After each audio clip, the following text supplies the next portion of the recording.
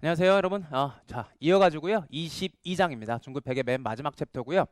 그렇게 중요하지 않은 내용들을, 중요하지 않은 내용이지만 여러분들이 중급 100을 공부하면서 조금씩 나왔던 내용들이었거든요. 이걸 모아가지고 제가 22장, 제목이 뭐죠? 제목에 기타 사항이다라고 정리해드린 게 있으니까요. 한 70분, 80분? 그 정도 간에 걸쳐가지고 여러분들한테 자, 기타 사항들 좀 설명드려 보도록 하겠습니다. 첫 번째 여러분들 공부할 기타 사항 첫 번째 세 가지만 공부하시면 돼요. 첫 번째는 매각 예정 비유동산과 중단 영업이고요. 그 다음에 중간 재무 보고 그 다음 마지막 3절에서 재무 비율 이렇게 세 가지 테마 한번 진행해 보도록 하겠습니다. 첫 번째 매각 예정 비유동산과 중단 영업이고요. 이게 여러분들 어디서 나왔는지부터 제가 한번 여러분들한테 말씀드리도록 할게요. 매각 예정 비유동자산이다 라고 되어 있죠. 챕터 한번 페이지 링크 걸어 놓으시면 돼요. 자, 매각 예정 비유동산 어디서 나왔냐면 3-13페이지, 그 다음에 7-43페이지, 그 다음에 14-6페이지에서 매각 예정 비유동자산이라는 것에 대해서 나왔었어요. 여러분들은 중급회계 2권책 가지고 있을 텐데요. 3장과 7장은 중급회계 1권책이고요. 14장은 중급회계 2권책이거든요. 중급회계 1권책 그냥 스크린만 보시면 돼요. 전 중급회계 1권의 3장 쪽으로 가보도록 하겠습니다. 중급회계 1권 3장에 13페이지 가보시면 매각 예정 비유동자산이라는 항목에 대해서 여러분들에게서 처음 배우셨어요. 3장이 재무제표 표시 쪽이거든요. 그 중에 이제 재무상태표 양식 설명하면서 재무상태표 나오는 여러 가지 항목들이 있죠. 이 항목들 중에 맨 마지막 줄칠 필요 없습니다. 요거예요. 매각 예정을 분류된 자산. 요걸 지금 여러분들이 22장에서 공부하는 거예요. 자, 매각 예정. 재무상태표에 회사가 매각 예정으로 분리된 자산이 있다라면 재무상태표 요거를 별도 표시해 줘요. 일반적으로 없는 경우요. 있으면 요걸 표시하는 겁니다. 지금 여러분들이 뭐 공부하려고 하는 거냐면 요 계정 과목이 언제 표시가 됐는지 그 상황을 지금 여러분들이 공부하려고 하는 겁니다. 3장 13페이지였고요. 또 7장의 43페이지로 가보도록 하겠습니다. 7장의 43페이지 바로 여기네요. 7장 유형자산이고요. 감가상각 중단 얘기하면서 유형자산에 대한 감가상각은 해당 자산이 매각되거나 폐기로 인해 제거되면 중지한다. 그리고 또 하나 두 번째 줄이에요. 매각 예정 비유동자산과 중단 영업에 따라 자산이 매각 예정 비유동자산으로 분류되는 경우에도 감가상각을 중지한다. 감가상각 중단 사유로 여러분들의 항목 하나가 바로 매각 예정 비유동자산이었어요. 또 14-6페이지 14장에 6페이지 가보시면 여기네요. 자, 지분법 조금 배제다라고 되어 있죠. 상대방 투자기업이 피투자기업에 대해서 유의적 영향력을 행사하면 상대방 피투자기업을 관계기업이다라고 부르게 되는 거고, 관계기업에 대해서는 원칙적으로 지분법을 적용해야 되거든요. 지분법의 예외 사유, 지분법을 하지 않는 경우가 두 가지 케이스가 있거든요. 첫 번째, 투자 전문 기업이 보유 지분을 가지고 있다면 얘들은 지분법보다는 공정가치가 더 유용한 정보이기 때문에 공정가치법을 적용하고요. 지분법 안 합니다. 관계기업이라 할지라도. 두 번째, 매각 예정으로 분리된 투자자산. 관계기업 주식을 보유하고 있는데 곧 매각할 예정이라는 거예요. 그럼 이것도 지분법 정보가 중요하지 않기 때문에 지분법을 중지시키는 겁니다. 이렇게 3장에서는 매각 예정 비유동자산이 있으면 재무상태표에 별도 표시한다. 그거 배운 거고, 그 사례가 7장 유형자산과 그 다음에 14장 관계기업 쪽에서 매각 예정 비유동자산 얘기가 나오게 됩니다. 그럼 22장에서 매각예정 비유동자산 자세하게 제가 한번 설명드릴 거고요. 또 이 중단 영업이란 게 있어요. 중단 영업은 여러분 재무회계에서 어디서 나오냐면 요거는 중단 영업 보고 맨 처음에 여러분들 공부하는 것이 3장의 22페이지예요.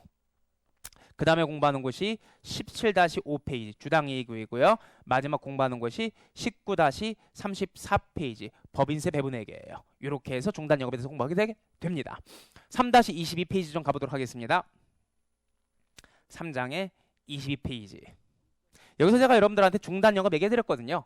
if 존재시 손익계산서에 중단 영업 손익이 있는 경우에는 당기순이익을 계속영업 당기순이익과 중단 영업 당기순이익으로 세분화시키거든요. 요건 제가 사례까지 들면서 여러분 책에다가 필기도 해드렸어요. 즉 3장에서는 중단 영업이 있으면 별도 표시한다. 이거 배우는 거고요.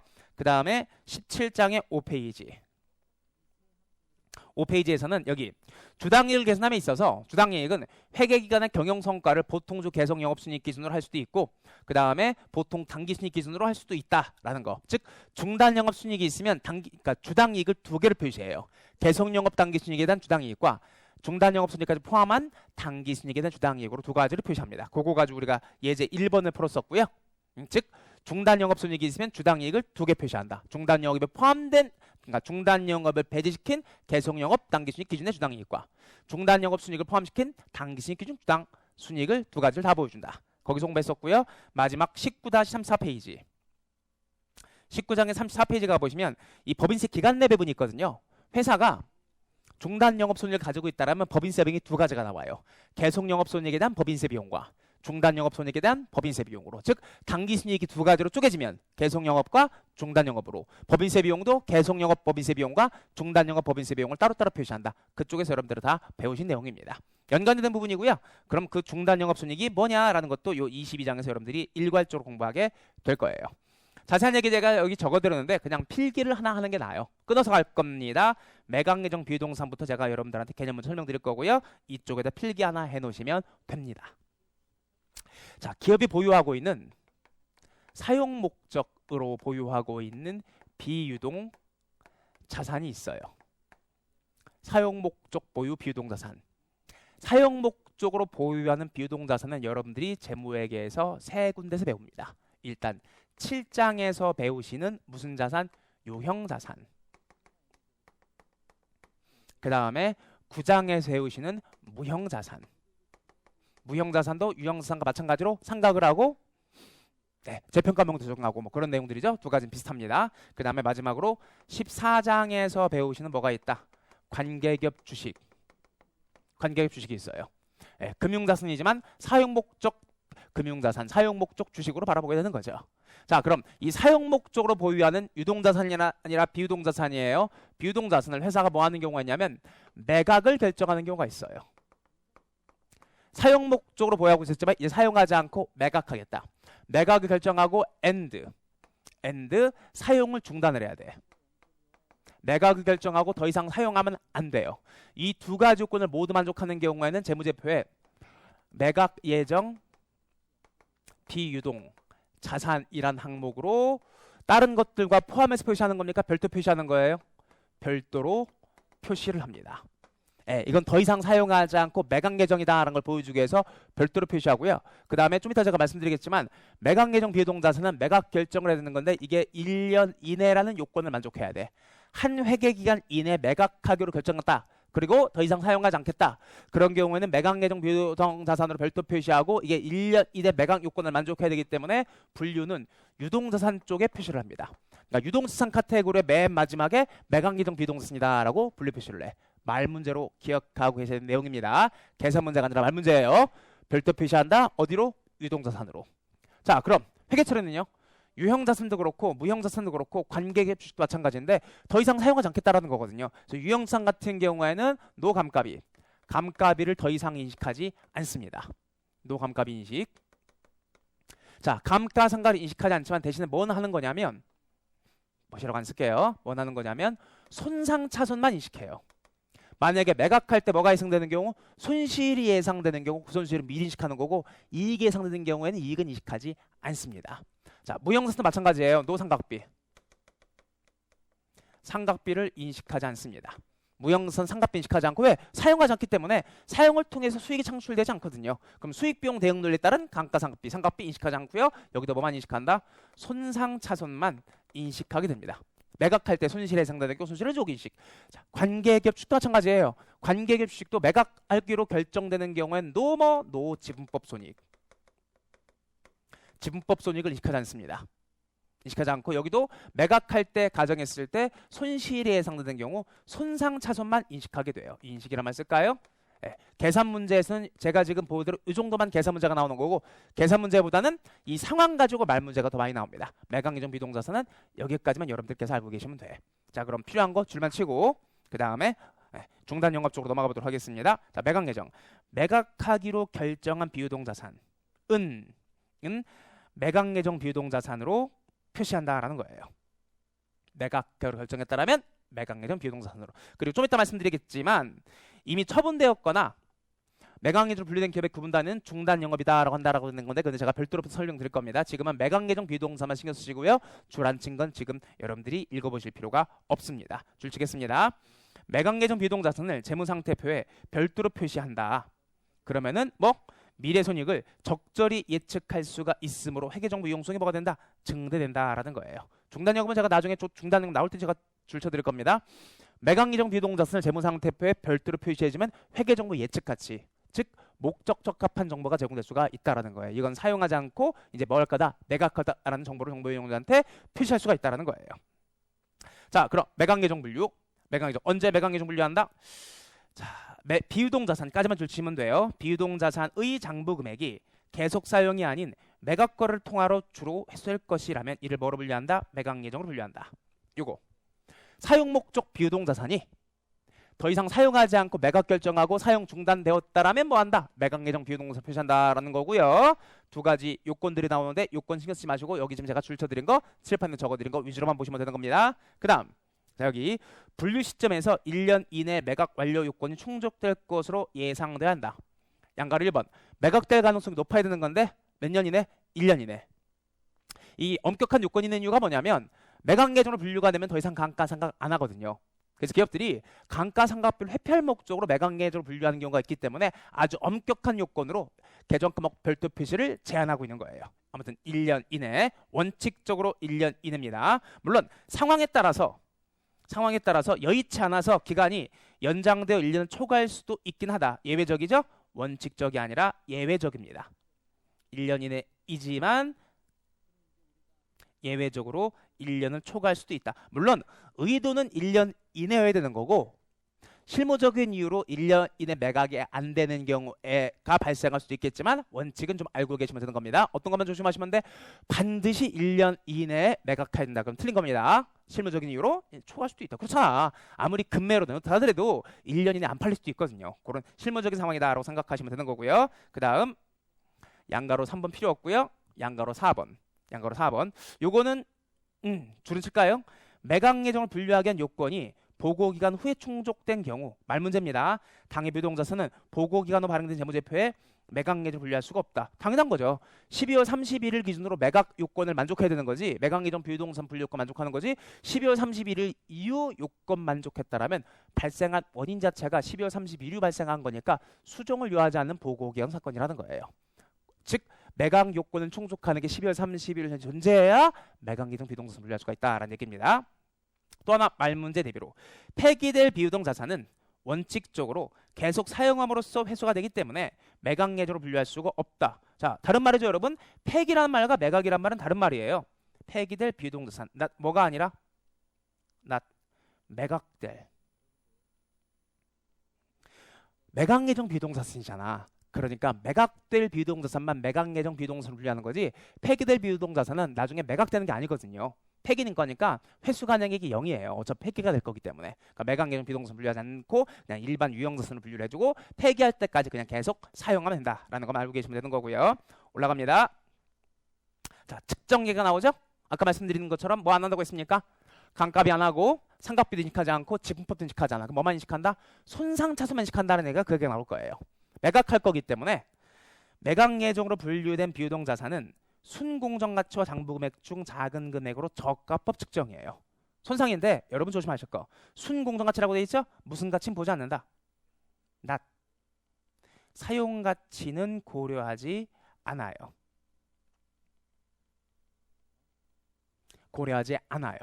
이게 계속 사용하는 거라면 우리 중급회계 7장과 9장에서 손상 공부했거든요. 원래 손상은 맥스, 회수 가능액. 사용가치랑 순공정가치 중에 큰 금액을 회수한다라고 가정하는 거거든요. 얘는 지금 뭐예요? 매각 예정 비유동자산이기 때문에 손상 검토할 때 무슨 가치를 볼 필요가 없다. 사용가치를 볼 필요가 없다라는 거예요. 더 이상 사용하지 않을 거기 때문에 말 문제만 기억하시면 돼. 어떤 말 문제? 매각 예정 비유동자산은 상각비를 인식하지 않고 손상을 검토한다. 손상은 사용가치와 순공정가치 중에 큰 금액을 한다. 그러면 틀린 겁니다. 사용가치는 보지 않는다라는 거. 순공정가치, 매각가치에서 관련된 거래원가 차감한 금액을 순공정가치다라고 부르게 되는 겁니다.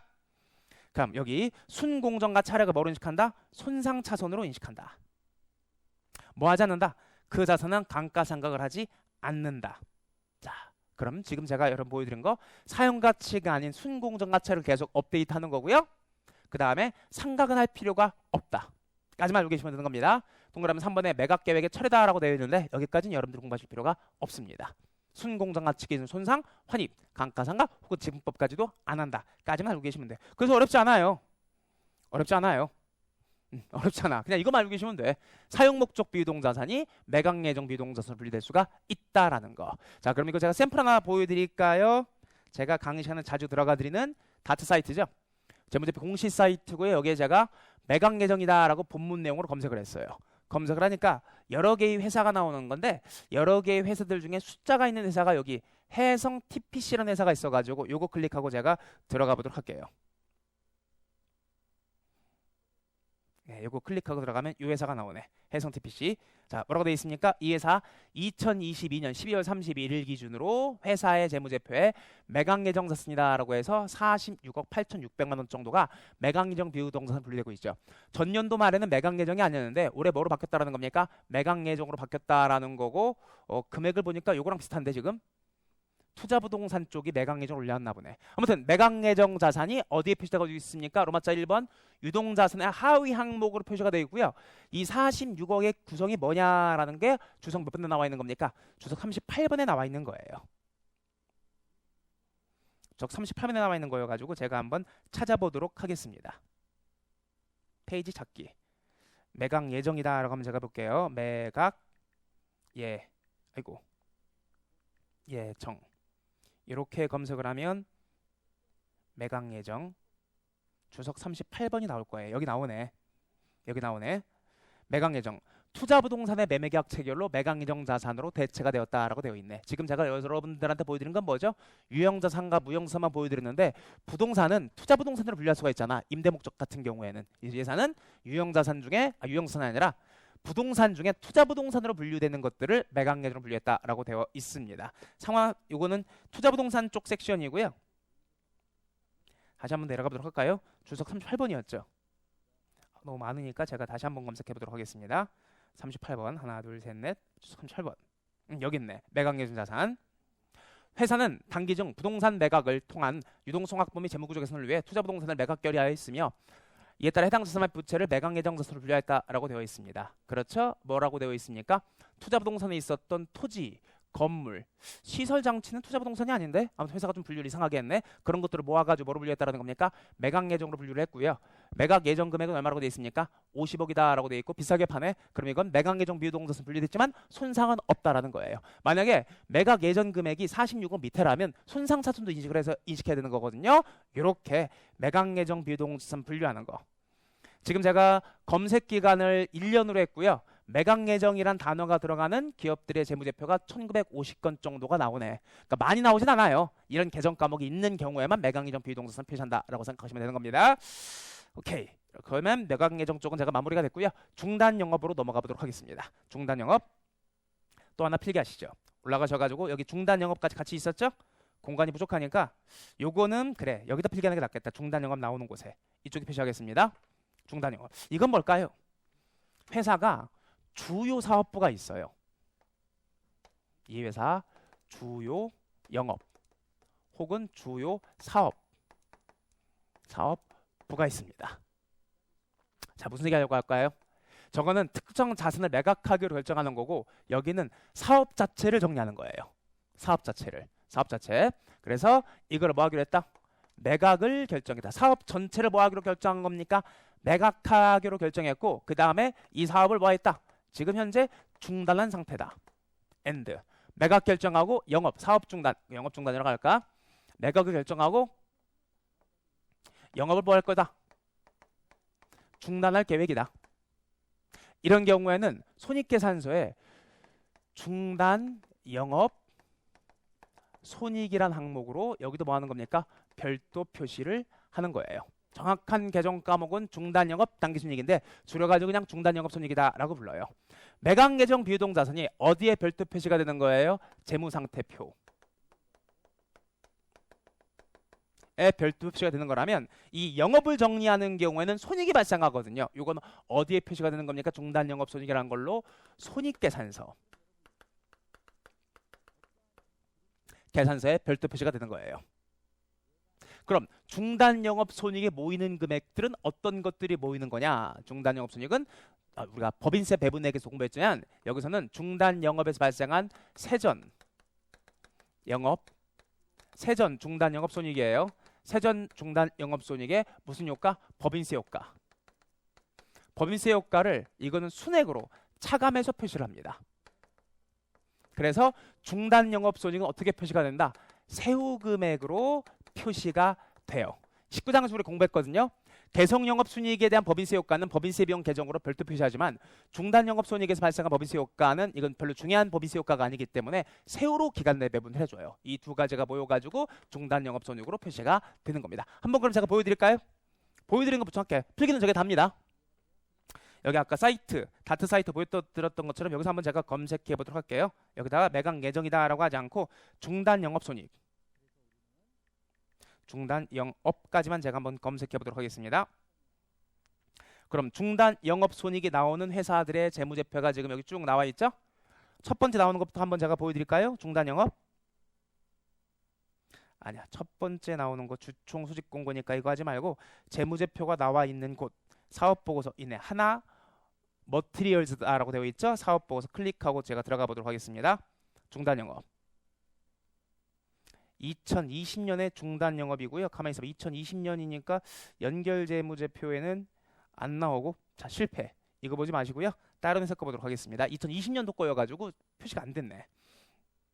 중단 홈캐스트라는 회사가 있나? 자, 들어가 볼까요? 중단 영업 여기 보세요. 손익계산서에 중단 영업 손익, 개송 영업, 그러니까 개송 영업에 대한 법인세 비용에 세후 개송 영업 손익이 있고 밑에 뭐가 있습니까? 중단 영업 손익이다라고 해가지고 올해는 없었고 작년에 한 170억 정도 중단 영업 손익이 있었네. 그럼 이 회사 이름은 뭐였죠? 주식회사 홈캐스트라는 회사가 주요 사업 중 하나를 중단하기로 결정했고 작년에 중단 결정해가지고 작년에 중단 영업 손익이 얼마가 나온 겁니까? 이렇게 별도 표시가 되는 거죠. 다시 한번 볼까요? 중단 영업 손익, 중단 사업 손익 얼마? 170억으로 표시가 되고 있습니다. 어떤 사업이죠? 주석 35번에 있는데 한번 제가 검색해 볼까요? 주석 35번 중단 영업 중단이 아니라 중단 영업 중단 사업이라고 해야 되나? 사업 이렇게 검색해 볼까요? 오케이. 주석 35번이었었죠?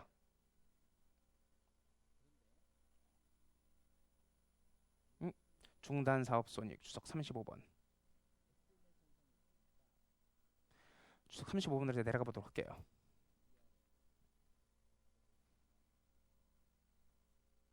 중단 영업. 중단 영업이라고 검색해야 되는 거구나. 중단 영업 뭐라고 되어 있습니까? 회사 이사회 승인에 의해서 2021년 11월 9일 당사는 이사회 승인에 의하여 위성방송 수신 장비 관련 소프트웨어 및 장비를 판매하고 있는 종속기업의 최대 주식을 매각했으며 관련된 영업에 대한 중단 영업으로 표시하고 중단 영업 손익은 중단 영업 손익으로 표시하고 있다라고 되어 있습니다. 그래서 당기 2022년도가 아니라 2021년도에 뭐가 나왔다는 겁니까? 중단 영업 손익이 나왔다라는 거예요. 그래서 중단 영업 손익 효과 세전으로는 중단 영업 손익이 있고요. 여기 뭐가 있습니까? 법인세 효과까지 해가지고 순중단 영업 손익이 얼마? 아까 그 170억이었었죠? 176억 4,800만 원 정도의 중단 영업 손익을 표시했습니다. 지금 여러분들 제가 뭐 보여드린 거예요? 주요 사업부를 매각 결정하고 영업을 중단하기로 결정하는 경우에는 그 사업에서 발생한 손익은 중단 영업 손익으로 별도 표시를 해줘야 개성 영업 손익은 계속성이 있는 거지만 중단 영업 손익은 단절돼 버리는 거잖아. 이렇게 중단 영업 손익으로 다시 위로 올라가 볼까? 다시 위로 올라가 볼까요? 맨 위로 올라가 볼게요. 그렇게 해주면 뭐가 좋다라는 겁니까? 작년도에는 중단 영업 손익이 있었고 그 사업을 중단을 했기 때문에 어디 있어? 여기 17648. 그러니까 올해부터는 손익이 나온다 안 나온다? 안 나온다라는 거예요. 즉 작년에 이 회사가 손익계산서 만들어줄 때 170억이라는 숫자가 여기 있었을 거 아니야. 그러니까 당연히 그 다음 년도 더 이상 나오지 않는다는 걸 예측 가치가 좋은 정보를 제공하기 위해서 중단 영업 손익은 별도 표시한다라고 생각하시면 되는 겁니다. 샘플로 보여드린 거고요. 여러분 시험 문제는 말 문제 대비만 알고 계시면 돼. 왜 이렇게 숫자 책이 엉켰지? 나갔다 들어오겠습니다, 여러분.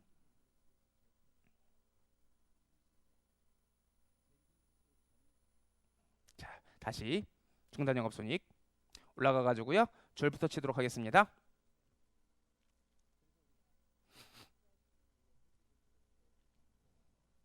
중단 영업.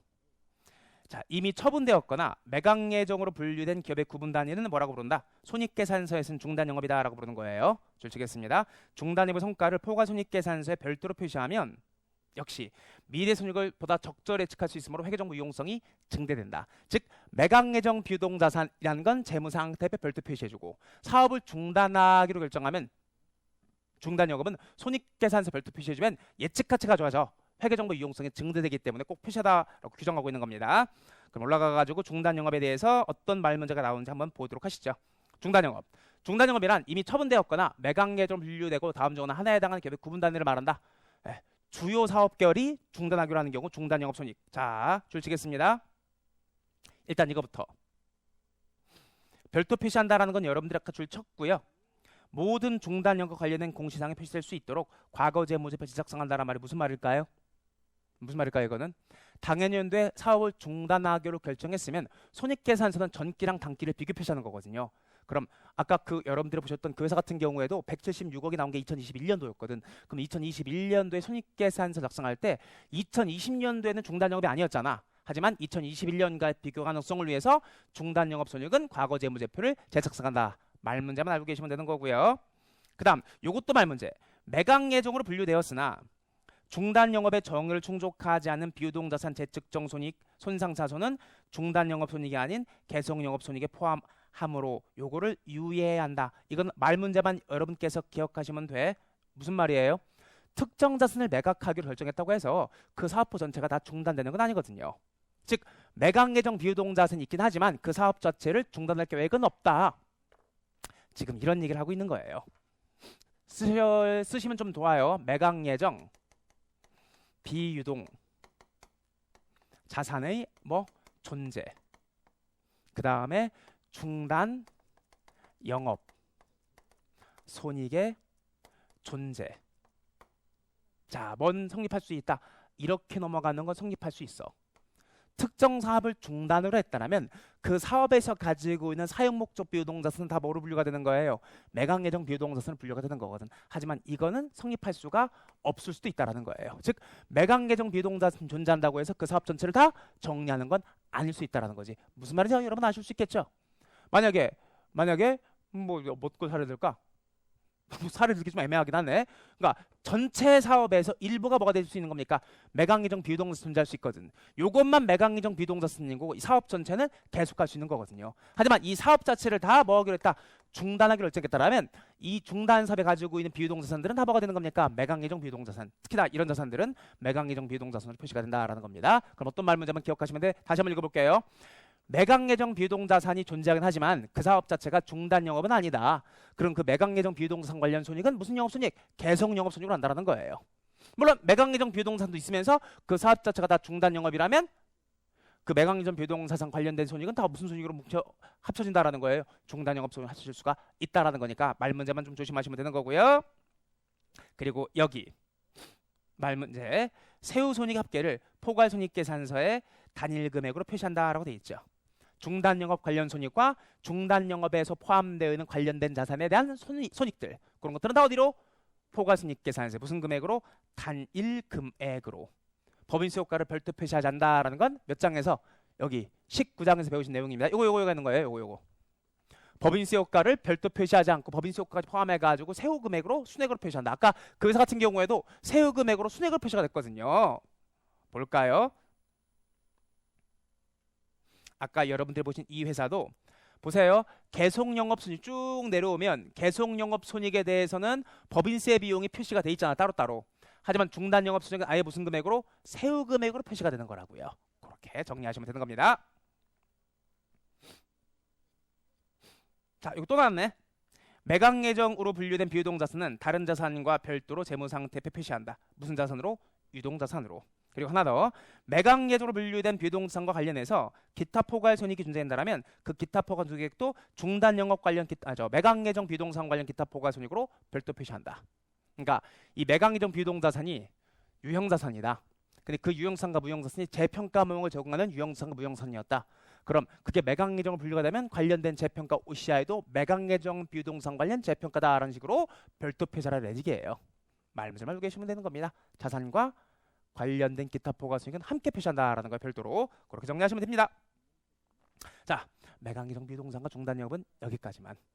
이게 대부분 말 문제로 나오는 거라서요. 제가 뒤에 관련된 객관식 문제는 만들어 놓지 않았습니다. 제가 뒤에 있는 객관식 문제들은 대부분 계산 문제들이거든요. 요거는 말문제 대비로만 준비하면 되는 거라서 나중에 여러분들이 객관식 1차 준비할 때 요거 관련된 말문제만 나중에 확인하시면 됩니다. 넘어갑니다. 자, 이 챕터 여러분들 공부할 두 번째 테마 중간재무 보고. 여기도 말문제 대비. 이 챕터는 거의 대부분들이 다 말문제 대비예요. 중간재무 보고. 중간재무 보고가 뭘까요? 일단 좀 쳐볼까요? 요것도 1차 시험 문제 전용으로 나오는 거고요. 이건 진짜 1차 전용이에요. 매각예정 비유동자산은 2차 시험 문제에서 계산 문제로 한 번 정도 나온 적이 있었거든요. 근데 여기는 진짜 순수 말문제입니다. 중간재무 보고. 일단 중간재무 보고 뭐를 말하고 돼 있습니까? 기업이 직면하는 환경은 급변하고 기업의 이해관계자는 수시로 의사결정해야 하므로 이를 회계기간을 대상으로 하는 연차재무제표는 적시성 있는 정보를 제공하는데 한계가 있다. 따라서 주시겠습니다. 회계정보의 적시성을 증대시키고 미래 예측 능력 향상시키기 위하여 1회계년도보다 짧은 회계기간인 중간기간을 대상으로 하는 재무보고를 뭐라고 부른다? 중간재무보고다라고 불러요. 원칙적으로 재무제표는 몇 년에 한 번? 1년에 한 번 만들어주는 건데 이걸 뭐라고 부르는 겁니까? 이거 적어드릴까? 연차기간. 연차기간은 1월 1일부터 몇 월까지예요? 12월 31일까지죠. 연차기간. 그럼 이 연차기간보다 짧은 기간을 대상으로 만든 재무제표를 뭐라고 부른다? 중간재무제표. 1분기 중간재무제표, 2분기 중간재무제표, 3분기 중간재무제표. 이렇게 부르게 되는 겁니다. 4분기 중간재무제표는 없어요. 4분기는 단체 다 합쳐가 몇 년짜리기 때문에 1년짜리기 때문에 즉 1년보다 짧은 회계기간을 중간기간이다라고 부르는 거고 그때 이 재무제표를 중간재무제표다라고 부르게 되는 겁니다. 자, 보고 기간이 짧을수록 적시성 있는 정보를 제공할 수 있지만 보고 기간이 짧아지면 재무제표 신뢰성이 좀 손상될 수가 있어요. 그러니까 신중하게 회계 처리하지 못하고 신중하지 못하게 회계 처리하는 경우가 발생할 수도 있습니다. 짧은 기간 베이스로 재무제표를 계속 만들어야 되기 때문에 그러다 보니까 목적 적합성은 좋아질 수도 있지만 표현의 충실성 같은 건 좀 떨어질 수 있다라고 생각하시면 되는 겁니다. 아무래도 적시성 있는 정보를 제공하다 보면 좀 급하게 정보를 제공하다 보니까 정보의 신뢰성이 좀 떨어질 수 있다라는 상식적인 부분만 알고 계시면 되는 거고요. 줄칠 필요는 없습니다. 여기 중간재무보고의 내용이다라고 나와 있는데 필요 없고요. 여기서 나오는 말 문제는 요거 중간 재무제표가 표시돼야 되는 기간 요게 말 문제로 잘 나와요. 요게 중간 재무제표의 표시 기간 잠깐 제가 여러분들한테 보여드릴게요. 역시 이것도 샘플을 보시면서 공부하는 게 좀 좋을 것 같아가지고요. 제가 이쪽 검색 사이트에서 회사명으로 하고요. 회사 이름은 삼성전자로 한번 해보겠습니다.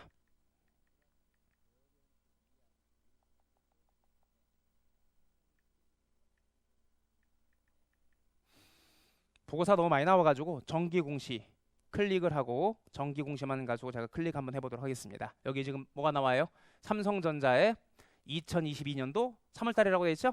2022년도 1분기 재무제표, 2022년도 2분기 재무제표, 2022년도 3분기 재무제표, 2022년도 4분기 재무제표라는 건 없어요.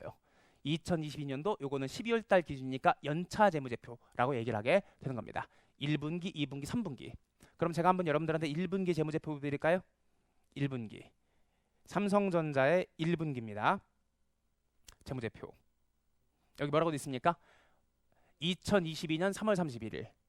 옆에는요. 2021년 12월 31일. 즉 작년 12월 31일과 올 3월 31일. 그 시점의 금액을 보여주는 거예요. 그 다음 삼성전자의 필요 없는 것 좀 제가 지우겠습니다. 2분기 재무제표 보여드릴까요? 2분기 재무제표.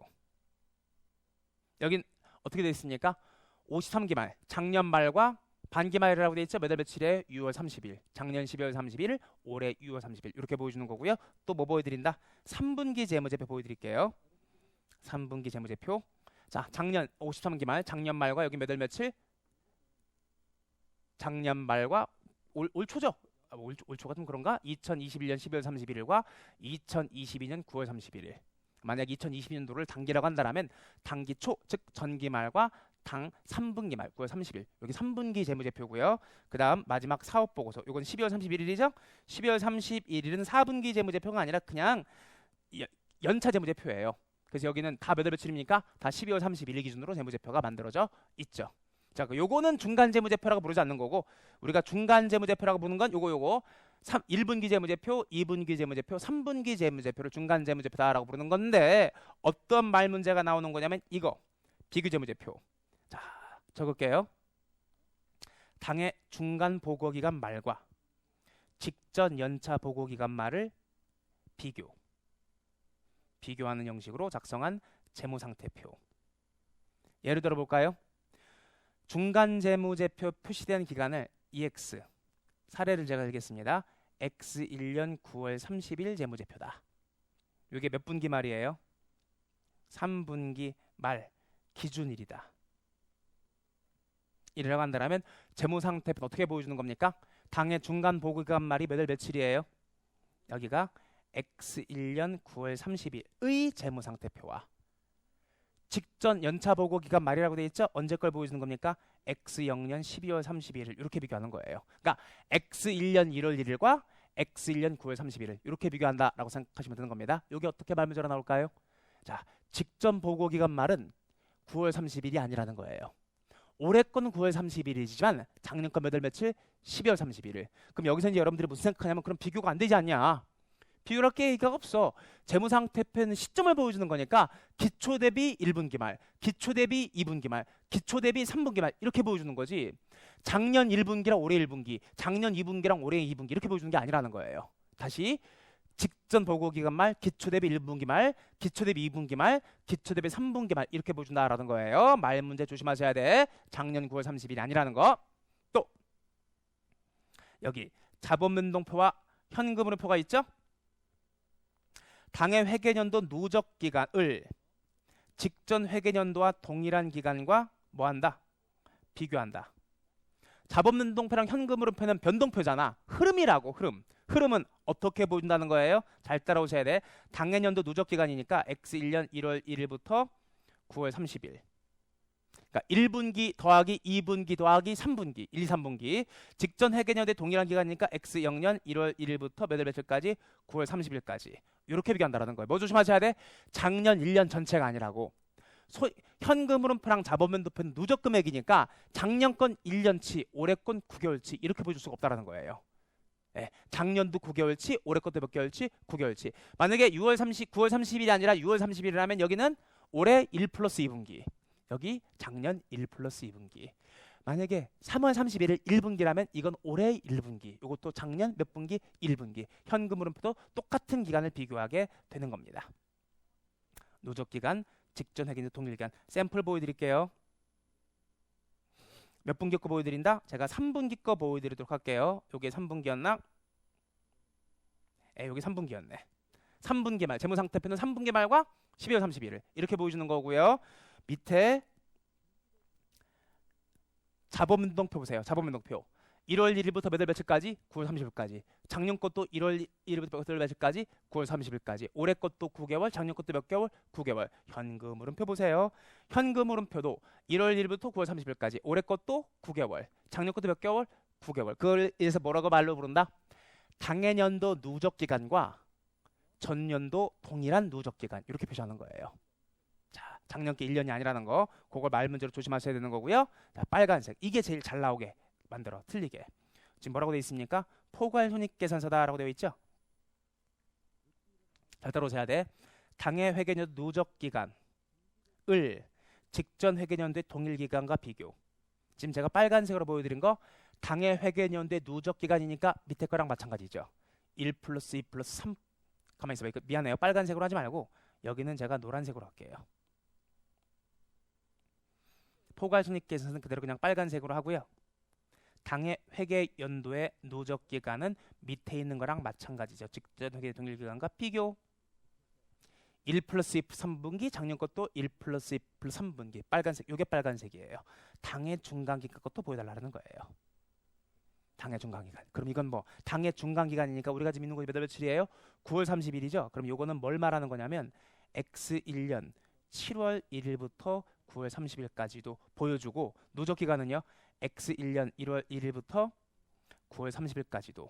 즉 손익계산서는 3분기 것만도 보여주고 1, 2, 3분기도 다 보여달라는 거예요. 즉 손익계산서는 두 개 이렇게 만들어줘. 비교 형식이. 말로 하는 것보다 샘플 보여드릴게요. 여기 지금 제가 여러분들한테 현금흐름표랑 자본변동표 보여드렸죠? 손익계산서 보세요. 손익계산서 어떻게 되어 있습니까? 3개월과 누적. 3개월과 누적이다 라고 되어 있죠. 여기는 포괄순이익계산서고 당기순이익이 나오는 것도 어떻게 돼 있습니까? 3개월과 누적, 3개월과 누적 이렇게 돼 있죠. 그럼 이 3개월이 뭐야? 7월 1일부터 9월 30일. 여기는 1월 1일부터 9월 30일. 그리고 당연연도랑 전년도 것도 똑같이.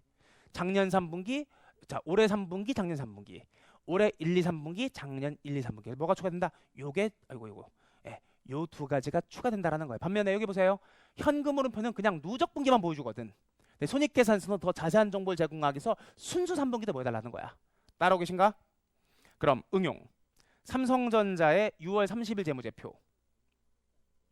6월 30일. 재무상태표는 6월 30일과 12월 31일이거든요. 자, 손익계산서는요. 3개월 누적이다 라고 돼 있죠? 6월 30일까지인데 이게 뭘 말하는 거야? 여기는 2분기, 1 플러스 2분기, 2분기, 1 플러스 2분기 이렇게 보여주는 거라고요. 요거 조심하셔야 돼. 3개월짜리가 추가된다. 그럼 제가 여러분 1분기 거 보여드릴까? 1분기 거 손익계산서는 자, 두 가지가 똑같을 수밖에 없겠죠. 3개월과 누적이. 왜요? 여기도 1분기, 여기도 누적 1분기.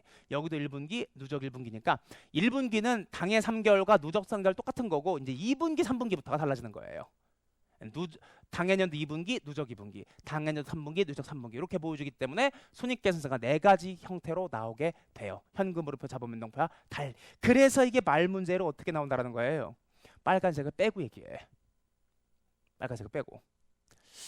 이게 맨 처음에 기준서가 만들어졌을 때는 양가로 2번, 3번, 4번 규정이 다 똑같았었거든요. 현금흐름표랑 자본변동표도 3개월짜리랑 누적 개월 이렇게 다 비교했었거든요. 근데 실무에서 반발을 했어요. 자본변동표랑 현금흐름표는 당해년도, 당해 분기만 계산하기 너무나 복잡하다. 그래서 실무에서 요청을 해가지고요. 양가로 3번과 양가로 4번, 즉 자본변동표랑 현금흐름표는 3개월짜리 만들지 마라. 그렇게 바뀌었고요. 하지만 손익계산서 정보가 워낙 중요하기 때문에 특정 분기의 성과도 중요하다. 누적 분기 성과도 중요하고 그거 생각해 보시면 돼. 삼성전자가 실적 발표할 때 해당 분기만 가지고 실적 발표하는 경우가 많거든요. 1분기보다 2분기가 얼마나 증가했습니다. 혹은 또 2분기보다 3분기가 얼마나 증가했습니다. 라고 보여주는 건 누적으로 보여줄 땐 그렇게 보여줄 수가 없거든. 그래서 해당 분기별로도 보여줄 수도 있다. 자, 여러분 조심하실 거? 그럼 기준일이 12월 31일이다. 기준일이 12월 31일이라면 이거 다 사라지는 겁니다. 기준일 12월 31일이면 연차기 때문에 작년 말과 올해 말, 작년 1년과 올해 1년 이렇게 보여주는 거예요. 여러분들이 원래 알고 계신 연차 재무제표. 분기는 1분기, 2분기, 3분기만 의미가 있다는 거. 말문제 이것만 좀 정리하시면 되는 거고요. 그걸 제가 말로 좀 정리해드렸으니까 이렇게 보여드릴까? 여기는 한 개, 얘들은 두 개, 토탈 4개. 현금흐름표, 자본변동표는 각각 한 개씩 만들어진다라는 거야. 정리하면 되는 거고요. 나머지는 아무것도 줄칠 필요가 없습니다. 인식과 측정 이것도 아무것도 줄칠 필요가 없고요.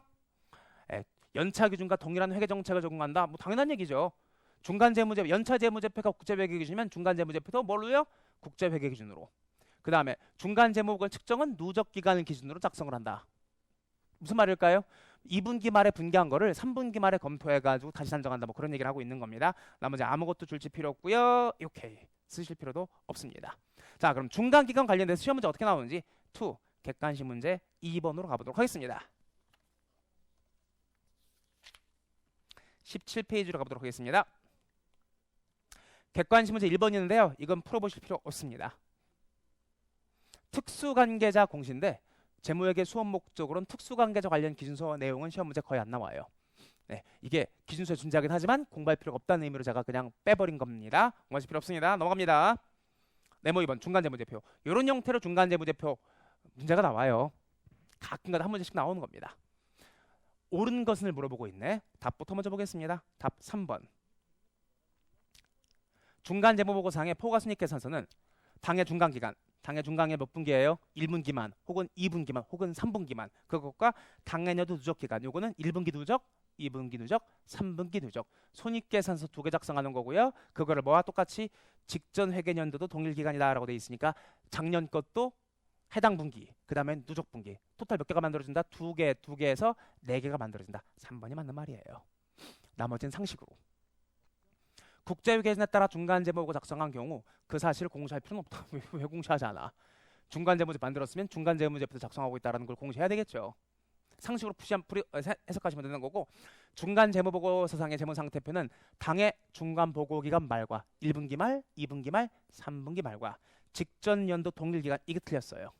직전 연도는 동일기간이 아니라 직전 연도는 말이에요. 연말 대비 1분기, 연말 대비 2분기, 연말 대비 3분기. 예. 재무상태표 시점이니까 전년도 동일한 시점을 따질 필요는 없다라는 거예요. 말 대비로 얘기한다라는 거.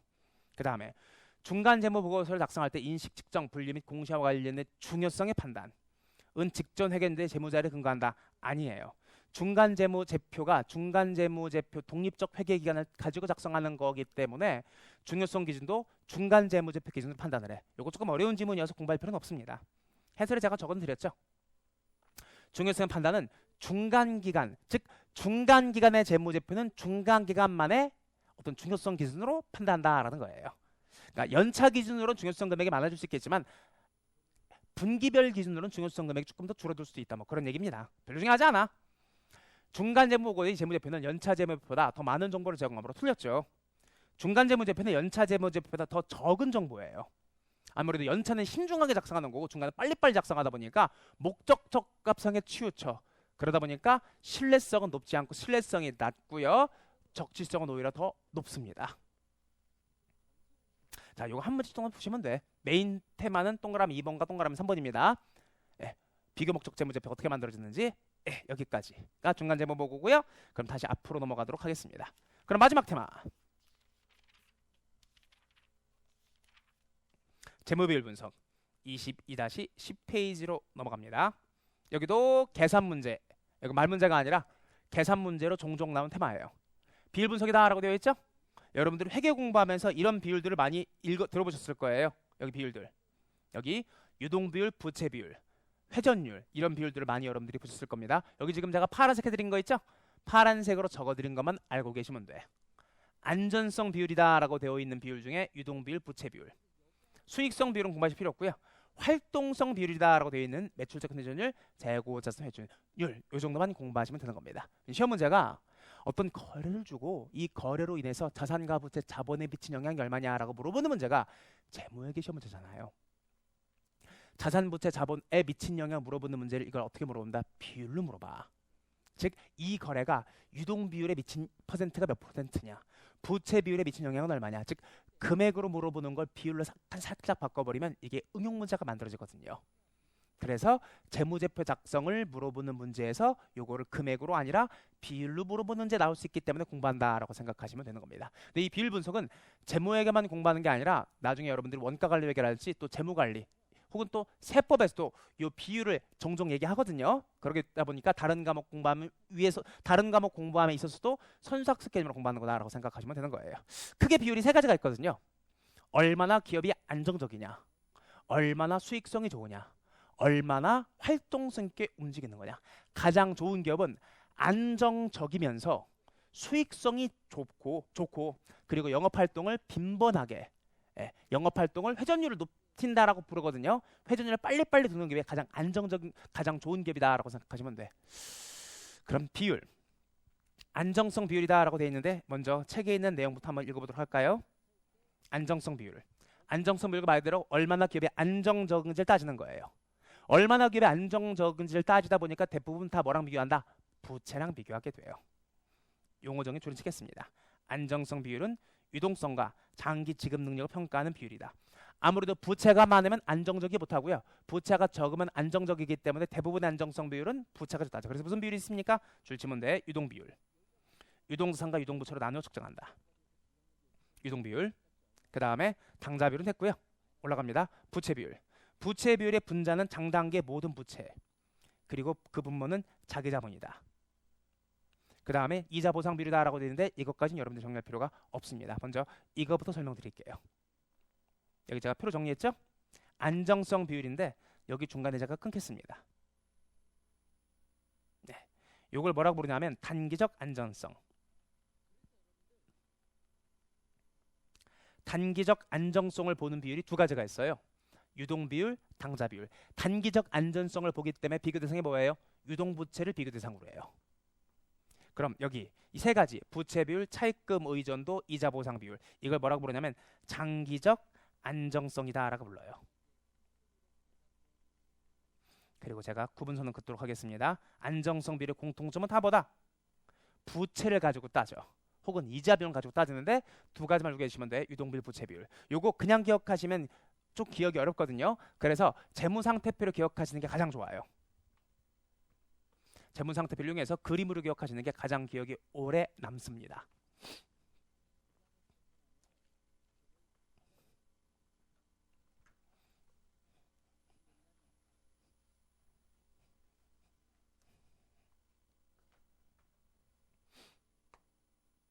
재무상태표가 있습니다.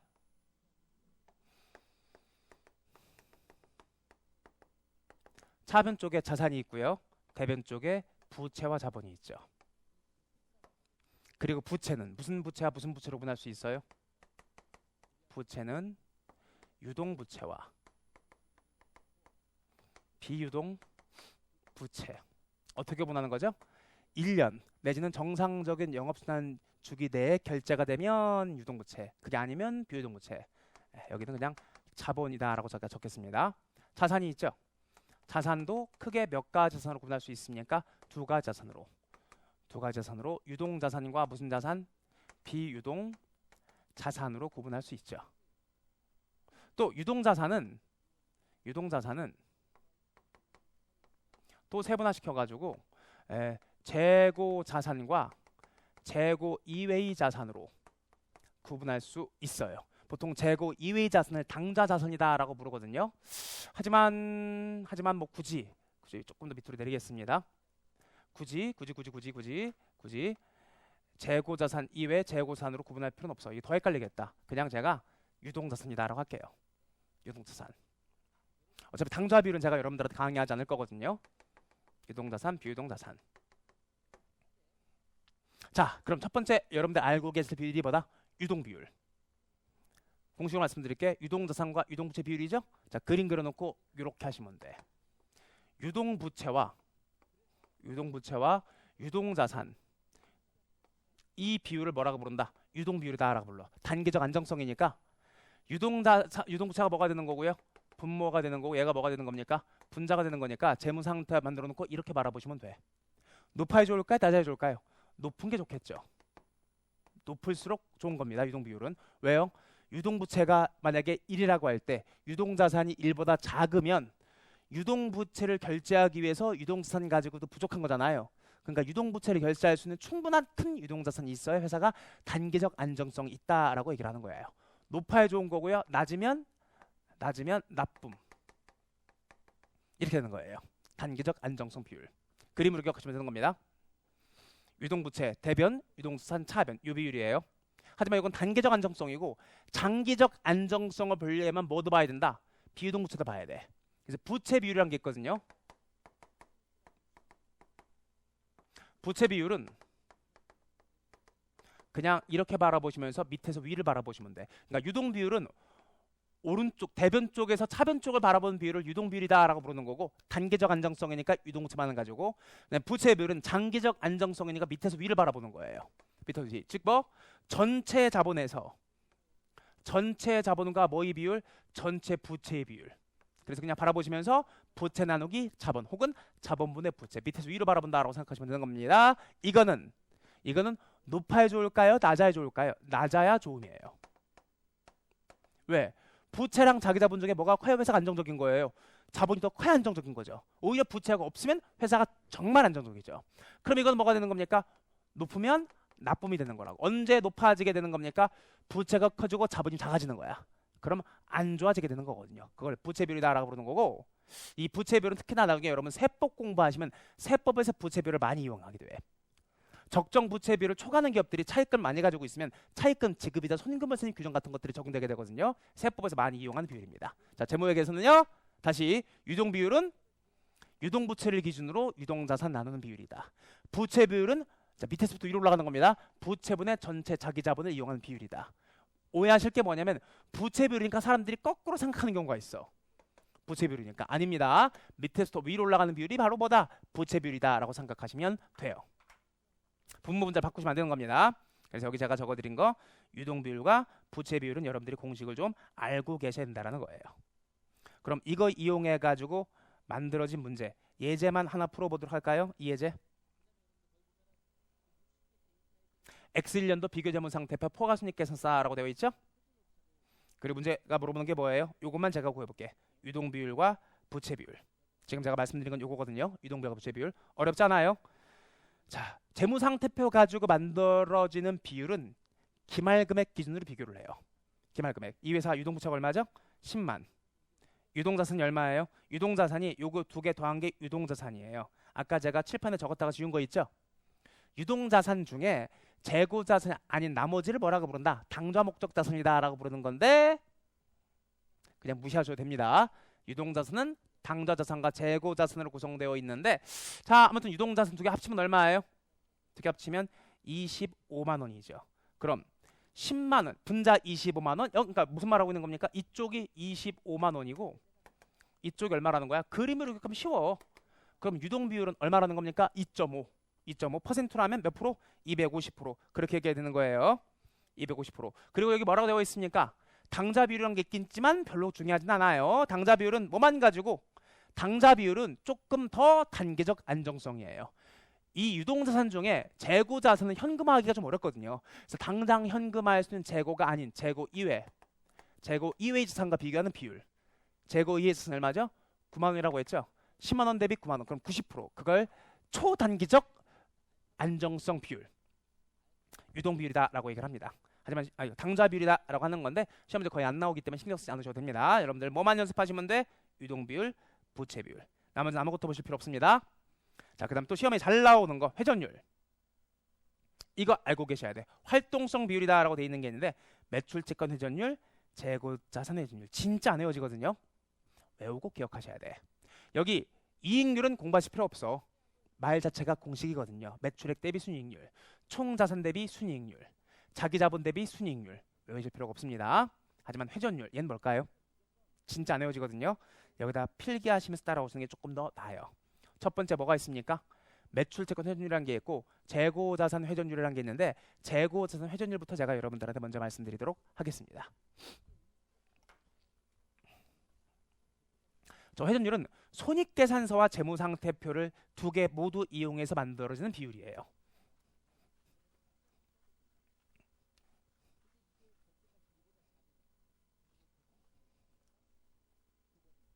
보통 기업들이 재고자산을 사와서 팔잖아. 재고는 사와서 한참 있다 파는 게 좋은 겁니까? 빨리빨리 파는 게 제일 좋은 거예요. 빨리빨리 파는 게 제일 좋은 비율인데 재고를 얼마나 빨리빨리 회사가 매출원가 시키고 있느냐, 빨리빨리 팔고 있느냐, 요걸 표현하는 비율이 회전율이다라고 불러요. 우리 일상생활에서 회전율이다라는 말을 쓰기도 하거든요. 언제? 그 맛집, 점심시간에 맛집 식당에 줄을 섰어. 그럼 이제 식당에 쭉 줄 서 있으면서 우리 그런 얘기 하잖아. 점심시간 1시간 동안 이 식당 회전율이 몇 번이나 될까? 식당 회전율이 2번이다. 그게 무슨 말이에요? 점심시간 1시간 동안 그 테이블에 손님 2분 받은 거라고. 식당 회전율이 5번이다. 그럼 무슨 말이에요? 이 점심시간 1시간 동안 그 식당에 손님이 5번 와준 거라고. 회전율이 높으면 그만큼 장사가 잘 된다는 얘기잖아. 그게 바로 활동성 비율이에요. 회전율이 높은 것만큼 이 회사가 훨씬 더 영업을 빨리빨리 장사가 잘 된다라고 생각하시면 돼. 쓰지 마시고요. 일단 이것만 보세요. 제가 쓰라는 것만 쓰세요. 기업이 현금 등을 지급하고 재고를 사옵니다. 이건 쓰지 마세요. 현금 등을 지급하고 재고 사옵니다. 그리고 그 재고 자산이 판매가 되면 뭐가 되는 거예요? 그 재고 자산이 판매가 되면 뭐로 사라지는 겁니까? 매출 원가 비용으로 인식되게 되는 거죠. 재고 자산이 소멸하면서 뭐로 대체가 되는 겁니까? 재고 자산으로 대체가 되는 거거든요. 예를 들어 볼까요? 회사가 쓰지 마세요. 현금 100이 있고 재고 자산 100이 있다. 1년에 한 번 팔았다라고 생각해 보도록 하세요. 그럼 1월 1일 이 회사가 재고 100원 주고 사와가지고 그 재고 100원이 12월 30일을 한 번 팔렸다. 그럼 매출원가 얼마가 되는 겁니까? 100이 되는 거죠. 그럴 때 뭐라고 부른다? 이 재고 회전율을 한 번이다 라고 부르는 거예요. 언제 재고 자산 회전율 한 번 된다? 1년 동안 가지고 있던 재고가 1년 내내 100원이다. 그리고 매출원가도 100원이다. 그럼 재고 회전율을 한 번이다 라고 부르는 거고요. 그런데 재고 자산을 2번 사와가지고 2번 다 팔았다라고 생각해 보도록 하죠.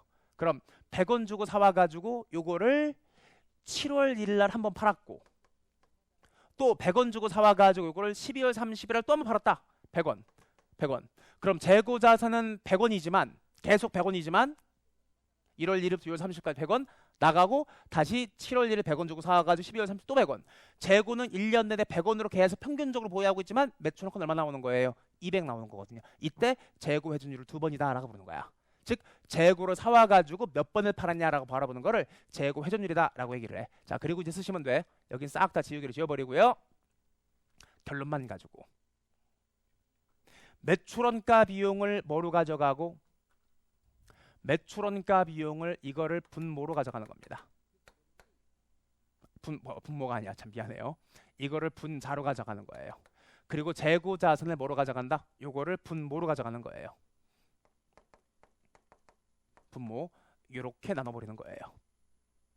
재고 자산을 분모로 해서 매출원가 비용을 분자로 하면 횟수가 나와요. 물론 매출원가 비용은 이거는 흐름, 손익계산서 정도니까 이거는 1년 전체 1년 합계, 즉 손익계산서에 계상되어 있는 매출원가 비용을 다 집계하는 겁니다. 그리고 재고자산은 이거는 자산이니까 흐름 개념이 아니라 시점 개념이거든. 그러면 시점을 흐름으로 바꿔야 이 두 가지를 비교할 수 있는 거다 보니까 1년 전체 기간으로 가는 거고요. 요거는 1년 뭐로 간다? 평균으로 가요. 평균 재고. 1월 1일부터 12월 30일까지 회사가 평균적으로 재고를 얼마 가지고 있느냐. 원래 재무회계 평균은 가중 평균을 이용하게 되는 건데 회전율에서는 거래를 좀 복잡하지 않게 하기 위해서 단순 평균을 이용해요. 즉 1월 1일 재고자산과 12월 30일 재고자산 두 개 더한 다음에 나누기 1을 해. 그럼 그게 무슨 의미가 되는 겁니까? 이 회사의 재무 상태에 매일매일 존재했던 평균 재고가 되는 거거든요. 평균 재고. 원래 개념적으로 한다면 1월 1일부터 12월 31일까지 재고자산 잔액을 365개를 다 더한 다음에 나누기 365 하는 게 바로 평균적인 재고거든요. 그게 너무 어려워요. 혹은 또 이렇게 할 수도 있거든. 매 월말 재고 12개를 다 더한 다음에 나누기 12해도 바로 평균 재고가 되는 거거든. 즉 창고에 항상 문을 열면 있는 평균 재고의 금액. 너무나 복잡하기 때문에 여기는 그냥 단순 평균합니다. 1월 1일 창고 재고와 12월 30일 창고 재고 두 개 더하고 나누기 2하면 1년 동안 그만큼의 재고가 이 회사의 창고에 계속 있었다라는 의미가 되는 거예요. 그럼 아까 제가 말씀드려볼까? 평균적인 재고는 늘 100원이었다. 항상 창고를 열면 재고는 100원이 있었다. 그런데 매출원가 비용 1년 동안 모인 게 1000원이다. 그럼 이게 무슨 의미예요? 이 재고 자산을 회사가 몇 번 돌렸다? 10번 돌렸다는 거야. 창고에 늘 100원의 재고가 있는데 이게 10번 돌아가야 매출원가 얼마 만들어내는 겁니까? 1000을 만들어내는 거라고. 이때 뭐라고 부르는 겁니까? 10회라고 부르는 거예요. 10회. 요거를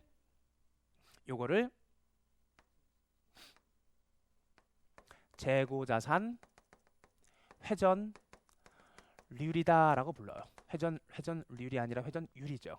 재고자산 율이다라고 부르는 건데 누군가 이름을 붙였는지 모르겠는데 이건 이름을 좀 잘못 붙여서 정확히 말해 회전율이 아니라 회전수예요. 이렇게 따지면 퍼센트가 나오는 게 아니라 횟수가 나오거든. 이거는 비율이죠. 이거는 부채 비율, 유동 비율이에요. 부채를 1, 유동 부채를 1로 볼 때 혹은 뭐 자기 자본을 1로 볼 때 얼마의 유동자산과 얼마의 부채를 가지고 있나 이건 퍼센트거든요. 근데 얘는 퍼센트가 아니야. 횟수지. 1010이니까 1100이면 10번 돌았다. 1000 그리고 20이면 50번 돌았다라는 거니까 횟수야. 그래서 여러분들 재고 회전율이다라고 읽으시면서 가로 열고 여기 책에다가도 뭐라고 적어 놓으신다? 회전수다라고 적어 놓으셔야 돼. 무슨 의미죠? 재고를 1년에 몇 번 팔았냐? 그걸 회전수다라고 불러. 그리고 하나 더 적어 놓으셔야 돼. 이거 적어 놓으셨죠? 요거를 365일로 나눠. 365일로 나눠요. 365일을 뭐로 가져가고? 분자로 가져가고. 요걸 분자로 가져가고 이 전체를 다 뭐로 가져가는 겁니까? 분모로 가져가는 거야. 그것까지 적으실 필요는 없고요. 그럼 이게 무슨 의미죠? 자, 100에 아까 제가 여러분들한테 이거 얼마라고 했어요? 1000이라고 했죠? 그럼 10번 돌았잖아. 그럼 1년에 10번 돌았다는 얘기는 며칠마다 한 번씩 팔았다는 거예요. 36.5일 재고 100원 주고 사와서 36.5일 가지고 있다가 팔았고 다시 또 재고 100원 주고 사와서 36.5일 가지고 있다가 팔았고 이런 것들을 몇 번 했다라는 거야? 10번 했다라는 거지. 그럼 재고는 평균 계속 100원이잖아요. 그렇죠? 재고는 계속 평균 100원이든 항상 창고에는 100원짜리 재고가 있는 거야. 100원 나가자마자 또 사오는 거니까. 그런 것들이 10번 들어갔다는 의미로 36.5일 이렇게 계산하면 이걸 뭐라고 부르는 겁니까? 이거를 재고자산의 회전 기간이다라고 부르는 거예요. 요건 회전 기간이니까 뭐로 나오는 겁니까? 일수로 나오는 거예요. 일수. 중요한 정의들입니다. 이거는 좀 이따 이거 이용해서 문제가 어떻게 풀리는지 제가 객관식 문제도 풀어드릴 거예요. 자, 요건 재고 회전율이고요. 또 뭐가 있냐면 매출 채권 회전율, 회전수라는 게 있어요. 이건 뭐냐면 여러분 쓰지 마세요. 요거는 쓰지 마세요. 회사가 매출을 일으키면 요건 쓰세요. 매출 수익을 일으키면 차변에 뭐가 나오나요? 차변에 매출 채권이 나오죠. 요건 쓰세요. 매출 수익의 상대 계정은 뭐죠? 매출 채권. 자, 그리고 밑에 건 쓰지 마세요. 그럼 그 매출 채권을 일정 기간이 지나게 되면 회사가 뭐로 회수하는 겁니까? 현금으로 회수하는 거죠. 매출 채권이 사라지면서 뭐 받는 겁니까? 현금 받는 거야. 자, 극단적인 상황을 한번 제가 해보도록 할게요. 매출 수익이 100이었다. 매출 채권은 얼마일까요? 100이겠죠. 그리고 그 매출 채권은 12월 31일, 요거 1월 1일, 그 다음에 요거 12월 31일이라고 한번 가정해 볼게요. 그 매출 채권 100을 12월 31일 현금으로 얼마 받았다? 100을 받았다. 그럼 이 회사는 1년 내내 평균 매출 채권이 얼마였던 거야? 100원이었던 거죠. 기초도 100, 이제 기말도 얼마? 기말도 100이죠. 기말 12월 30일 하루 동안 사라졌으니까. 평균적으로 100원짜리 채권을 계속 가지고 있는데 매출이 얼마다? 100원이라면 매출 채권 한 번 돌린 거라고요. 그런데 매출 채권 100에 매출 채권 100 생겼습니다. 이걸 6월 30일 날 했다. 6월 30일 날. 그럼 6월 30일 날 매출 채권 100을 뭐로 받았다? 현금 100으로 받았다. 그리고 다시 7월 1일 날 매출 100을 또 했다.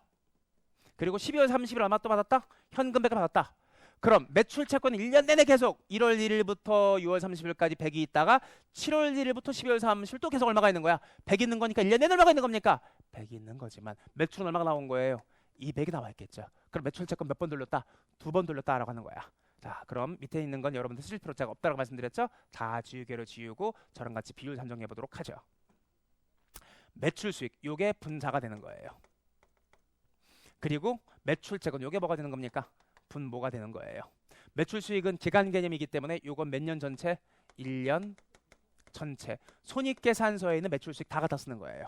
그리고 매출 채권은 원래는 1월 1일부터 12월 31일까지 매출 채권 다 더하고 나누기 365. 혹은 매월만 매출 채권 다 더한 다음에 나누기 12. 혹은 간편법 1월 1일 매출 채권과 12월 31일 매출 채권 두 개 더해서 나누기 2. 여긴 그래서 뭐로 간다? 1년 평균으로 가는 건데 여기도 간단한 공식을 위해서 약속입니다. 이거는 단순 평균이래. 기초 더하기 기말 매출 채권 나누기 2. 자, 그럼 이걸 뭐라고 부른다? 매출 채권 회전 율이다라고 부릅니다. 이것도 율이 아니라 회전수라고 해야 돼. 예를 들어서 매출 채권이 평균 100인데 매출 수익이 얼마다? 1000을 가지고 있다. 1년 전체 묶인 게. 그럼 이거 매출 채권 100이 1년에 몇 번 돈 거예요? 1년에 10번 돈 거라고. 극단적으로 할까? 극단적이 아니라 1200이라고 할까? 그럼 이게 뭐야? 1월 1일부터 1월 31일까지 매출 채권 100을 돈으로 받고 다시 또 2월 1일 매출 채권 100이 생겨가 또 돈으로 받고 그럼 매출 채권은 계속 100원이지만 매출 수익은 얼마가 나오는 겁니까? 1200이 나오는 거니까 한 달에 한 번씩 계속 돈을 받았다는 논리가 만들어지게 되는 거예요. 이게 저번 하니까 지우개를 지우고요. 그래서 분모 분자 요 두 가지를 뭐 하는 겁니까? 나누는 거야. 요건 이렇게 바라보는 겁니다. 평균 매출 채권 대비 전체 매출 수익. 그럼 매출 채권 회전율, 매출 채권 현금으로 몇 번 받았냐는 공식이 만들어지는 거고 이것도 다시 나누기 얼마 한다? 365일로 나눠버려.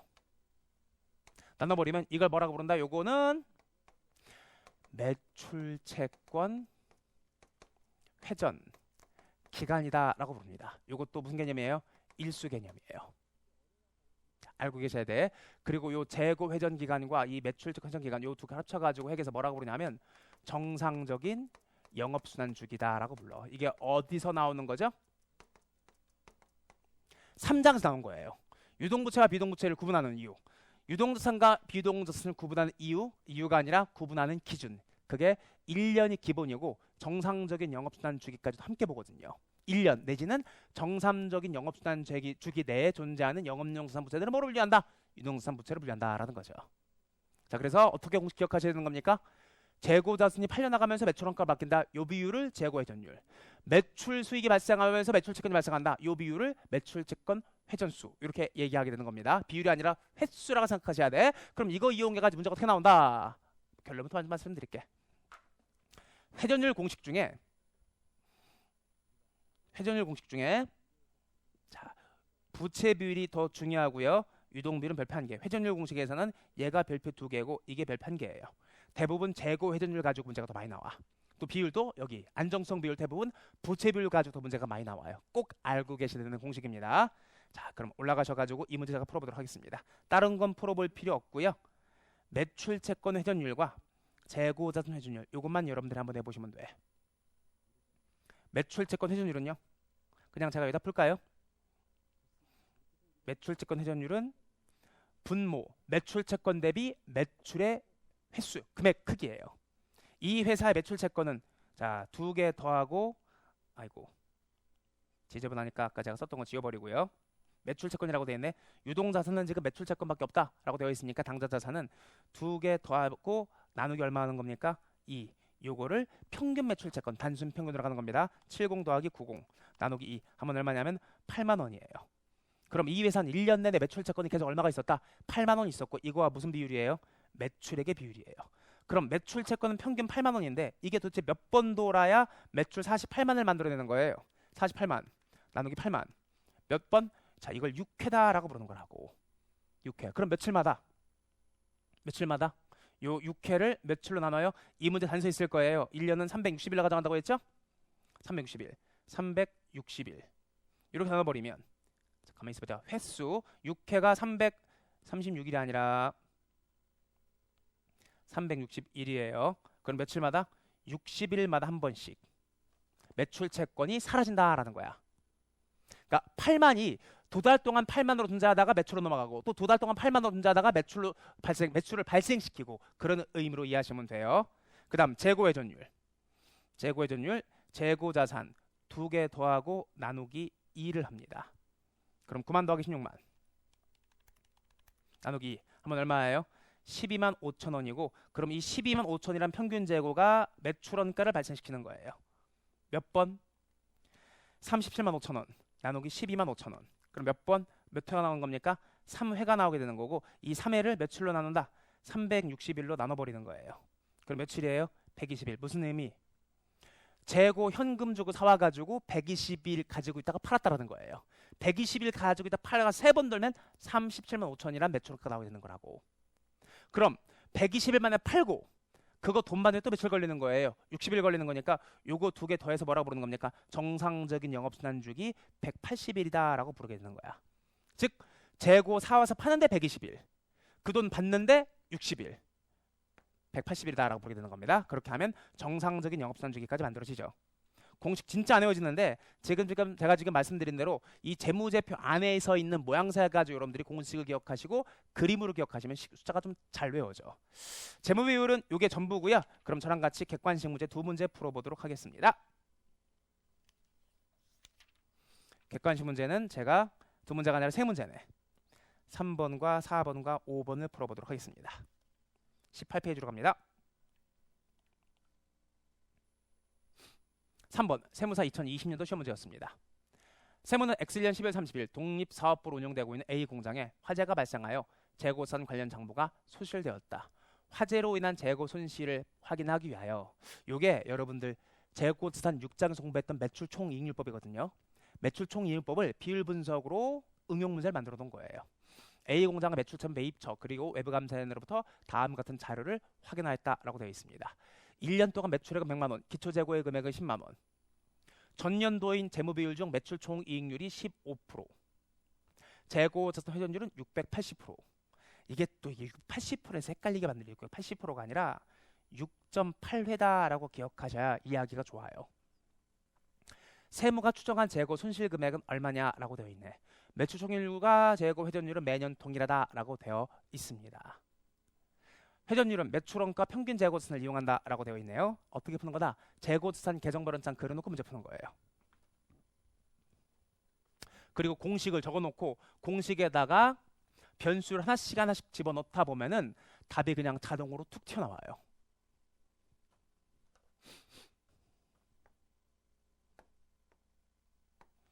재고자산 계정발원장이고요. 자, 기초재고가 얼마다라고 제시가 되어 있어요? 10만 원이다 라고 제시가 되어 있죠. 원래는 이쪽에 뭐가 나오는 겁니까?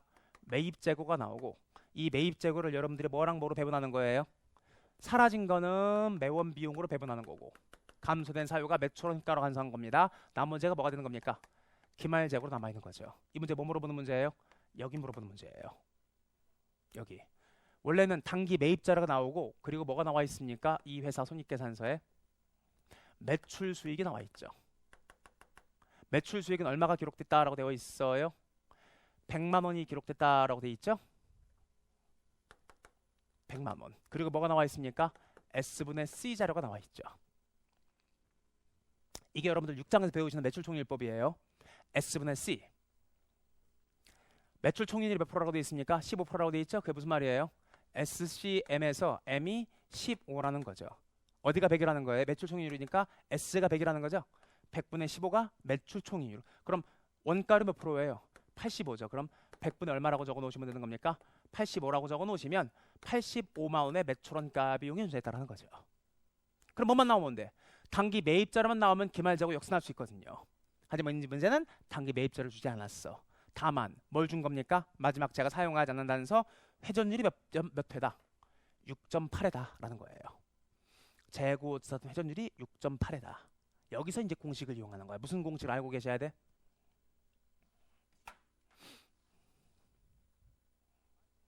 재고 쓰는 회전율 공식을 알고 계셔야죠. 그럼 아까 제가 말씀드린 대로 평균 재고가 사라지면서 어디로 가는 거예요? 매원 비용으로 넘어가는 거라고. 이걸 이렇게 나누는 거거든요. 재고는 사라지면서 매출원가 비용 넘어가는 겁니다. 이게 지금 몇 회라는 거예요? 6.8회다 라고 제시가 돼 있거든. 이렇게 공식을 적어놓고 매출원가 비용이 얼마예요? 85만이란 매출원가 비용이잖아. 그럼 6.8회를 만들어지키기 위해서 이 회사는 평균적으로 재고를 얼마 가지고 있어야 돼? 85만 나누기 6.8을 하면 얼마? 12만 5천 원이 평균 재고거든요. 그럼 요거 두 개 더하고 나누기 2한 게 얼마라는 거야? 요게 12만 5천이란 얘기거든요. 그럼 12만 5천 곱하기 2를 하고 빼기 10만 하면 기말재고 얼마다? 15만. 이렇게 해서 X값을 푸는 거라고요. 원래 매출 총일법은 기초재고 단기 매입 만들어내고 그 다음에 매출원가병 선작에서 기말재고 역순하는 문제거든요. 요거는 비율분석법 재고 회전율, 회전수를 이용하는 문제가 되는 겁니다. 답은 그래서 얼마예요? 1번 15만이라는 금액이 되는 거죠. 실제 기출문제입니다. 종종 나오는 문제니까 매출채권 회전율 공식 모르셔도 되는 건데 재고 회전율 공식은 이 재고資産 챕터랑 문제가 함께 나오기 때문에 꼭 알고 계셔야 돼요. 네모 4번 갑니다.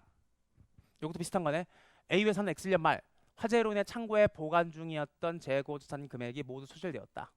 다음 자료를 이용해서 여기도 마찬가지로 재고는 손실 금액을 추정하면 얼마냐라고 되어 있습니다. X1년 초 기초재고 똑같이 나왔네. 4,500. 그 다음에 A사의 평균 매출 채권은 12,500원이고 매출 채권 회수기간은 90일이다. 매출 채권 회수기간으로 나왔네. A사 매출 총률은 20%다. A사는 시장 수요에 대비하여 재고資産보유 회전기간을 36일로 하는 재고 보유 정책을 유지하였고 있다. X년은 화재가 발생하지 않았다면 해당 정책에 따른 재고를 보유하고 있을 것이다. 앞에 문제랑 뭐가 다른지 알아요? 앞에 문제는 대놓고 매출 금액 얼마 줬죠? 100만 원이다를 줬는데 이 문제는 매출 금액을 여러분들이 추정하셔야 돼. 평균 매출 채권과 회수 기간을 이용해 가지고요. 자, 이 양식 그대로 가는 겁니다. 이 양식에서 한 번 더 나간 거야, 지금.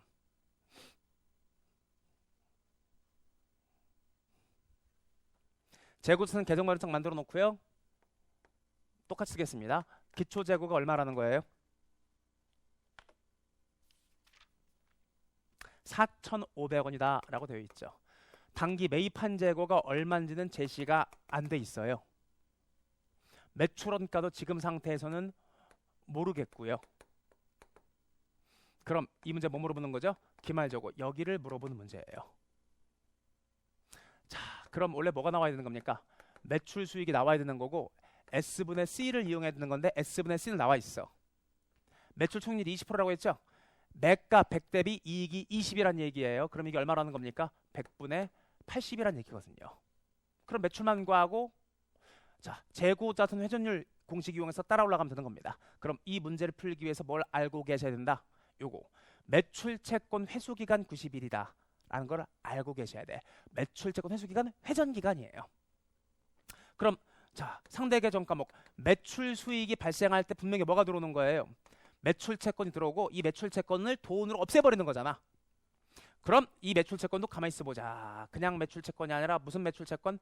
평균 채권이고요. 나누기. 요게 지금 며칠이라고 준 거예요? 요게 지금 90일이다 라고 준 거야. 90일. 90일. 횟수로 준 게 아니라 일수로 줬네. 자, 그럼 가만히 있어 보자. 이거를 며칠로 나누는 거예요? 1년은 360일이다 라고 문제에서 제시가 돼 있을 거예요. 이렇게 분자에 일수를 적었더니 며칠이 나왔다라는 거예요. 90일 나왔다는 거지.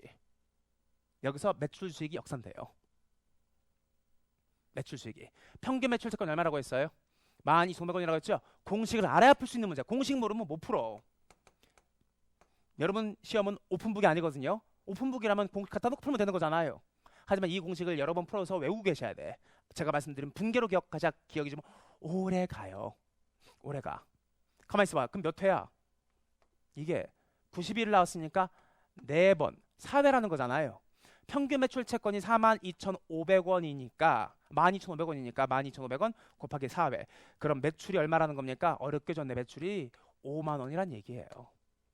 이렇게 해서 여기다 얼마 쓰는 겁니까? 5만 원 갖다 쓰면 매출원 가격이 얼마나 넘어오는 겁니까? 4만 원으로 넘어오는 거고, 그럼 기말 재고는 아까 바로 앞에 문제 풀었던 것처럼 이거를 이용하는 거예요. 자, 재고자산 보유기간은 며칠이라는 거예요? 360일이라는 거죠. 그럼 몇 번 판다라는 거예요? 1년에 10번 판다라는 거야. 이거를 360일로 나눠가지고 몇 회? 90일이라고 했죠. 며칠이야? 재고자산 보유기간은 36일이다 라고 했거든. 그럼 이게 몇 번이라는 거예요? 얘가 여기부터 여기까지가 10회란 얘기거든요. 근데 매출원가 비용은 여러분들이 지금 얼마 구한 거야? 4만이라는 금액을 구했잖아. 4만이라는 금액을.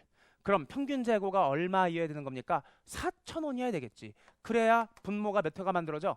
10회가 만들어져서 361과 나누면 36일이 만들어지는 거거든요. 그럼 요거 나누기 2한 게 얼마라는 거예요? 4,000이라는 거니까 2개 더한 게 8,000이어야 되는 거고, 그럼 Q는 얼마? 3,500원이라는 금액이 나오게 되는 거라고요. 답은 3번. 시간 좀 많이 걸리죠? 공식을 아셔야 풀 수 있는 문제예요. 공식만 안다라면 이렇게 뭐 티계정 안 그리고 바로바로 풀어도 돼. 하지만 티계정 그리는 연습을 하시면서 여러분들이 공부하시면 되는 겁니다. 이거는 이거 단독으로 문제 푸는 것보다는 비교라고 적어드릴게. 여러분들이 어디서 본 문제가 있냐면 재고자산의 객관식 문제가 있어요.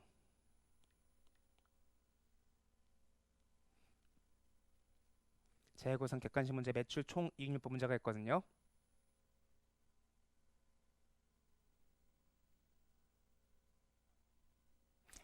네, 이 문제였구나. 재고 손실 추정 금액은 얼마냐. 그래서 비교 6-68페이지. 이것도 마찬가지예요. 6- 요 네모 7번보다는 이게 더 낫겠다. 6-68페이지 비교. 6-68페이지랑 비교해서 따라가시면 돼. 6-68페이지는 이렇게 계정별원장 만들어서 매입 구한 다음에 자, 이렇게 문제 푸는 게 정상적인 매출총률법이거든요. 기초재고 단계 매입 빼기 매출원가 기말재고. 하지만 이거는 이렇게 해서 비율을 푸는 문제다라고 생각하시면 되는 겁니다. 6장에 있는 문제를 조금 더 응용시킨 문제다라고 생각하시면 돼요. 자, 마지막으로 여러분들과 함께 제가 네모 5번 문제를 풀어보도록 하겠습니다.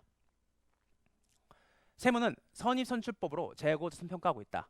X년 10월 20일 외산으로 구입한 재고자산이 선적지 인도 조건으로 기말 연재 운송 중에 있으나 이는 회계처리가 누락되었고 동재고자산은 기말 실사에 포함되지 않았다. 이러한 오류를 수정하지 않았을 경우 재무부율에 미치는 영향으로 오르는 것은 무엇인가? 요거는 오류 수정이랑 비율 분석을 섞어놓은 문제예요. 먼저 뭐부터 하셔야 돼? 이 회사가 실수한 걸 먼저 수정분계부터 하셔야 돼. 수정분계는 뭐죠? 수정분계는 선적지 인도 조건을 현재 운송 중에 있으나 이에 대한 회계처리가 누락되었다라고 되어 있으니까 기말재고도 누락되었다고 되어 있죠? 그럼 차변에 뭘 올려주는 겁니까? 기말재고 올려놓고 대변에 뭐 올려주는 거예요? 매입첨 올려주는 거예요. 매입 누락. 자, 그럼 무슨 거래가 발생하는 겁니까? 자산이 증가하면서 뭐가 증가하는 거예요? 부채가 증가하는 건데 이 자산은 무슨 자산이에요? 유동자산이 증가하면서 무슨 부채가 증가하는 겁니까? 유동부채가 증가하는 거예요. 그리고 이걸 이용해 가지고 사항들을 여러분들이 파악하는 겁니다. 즉 오류 수정으로 손익은 움직이지 않고요.